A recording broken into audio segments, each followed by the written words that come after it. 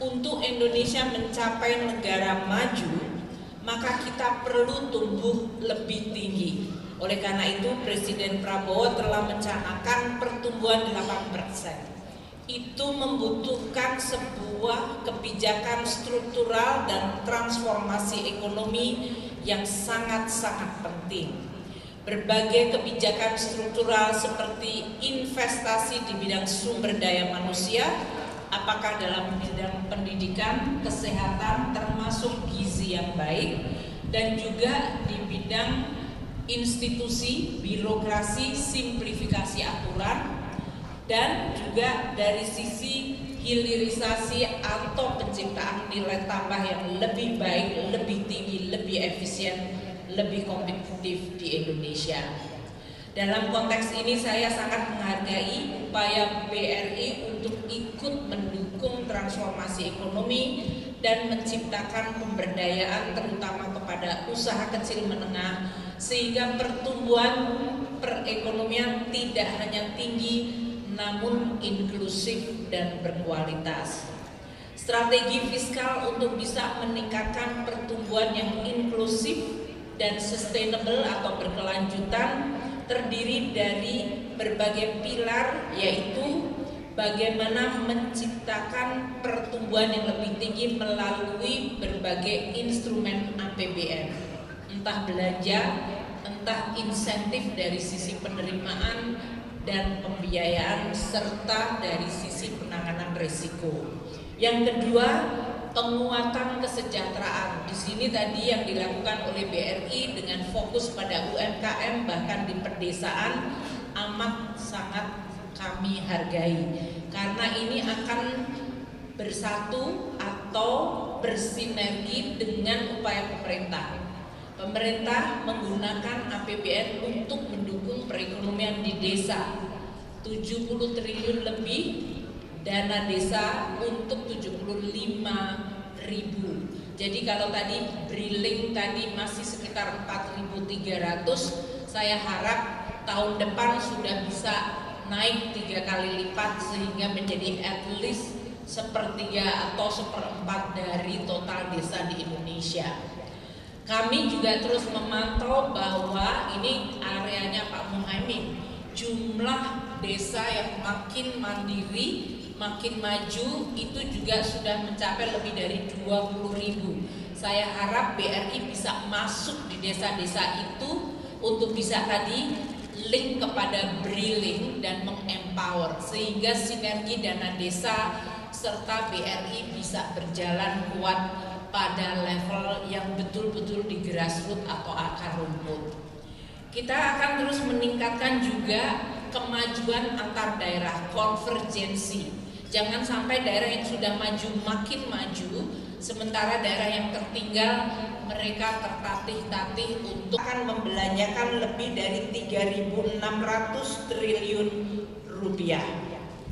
Dan angka itu dialokasikan untuk berbagai kegiatan yang sesuai dengan prioritas Presiden.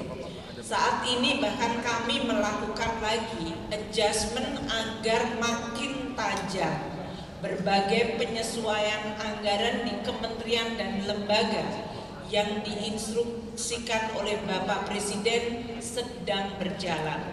Tujuannya agar birokrasi makin efisien dan kegiatan serta penggunaan uang negara APBN betul-betul bisa langsung dinikmati masyarakat. Pengurangan di situ.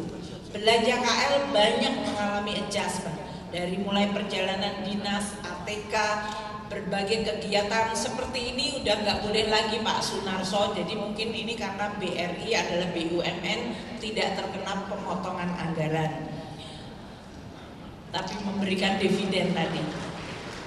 Tapi kementerian lembaga diminta oleh Bapak Presiden tidak melakukan kegiatan-kegiatan yang dalam hal ini bisa lebih diefisienkan, namun program dan proyek atau anggarannya harus langsung mengena kepada masyarakat. Berikan anggaran dari sisi makan bergizi gratis 71 triliun yang saat ini sedang di dalam proses untuk pelaksanaan di minggu kedua atau ketiga. Kita mengetahui bahwa ini akan dilakukan secara bertahap, dari mulai jumlah dari sekolah yang ditargetkan maupun dari sisi sentra-sentra produksi. Kami berharap karena Bapak Presiden akan terus meningkatkan anggaran untuk makanan bergizi gratis, bisnis modelnya masih akan terus disempurnakan, tata kelolanya juga diperkuat.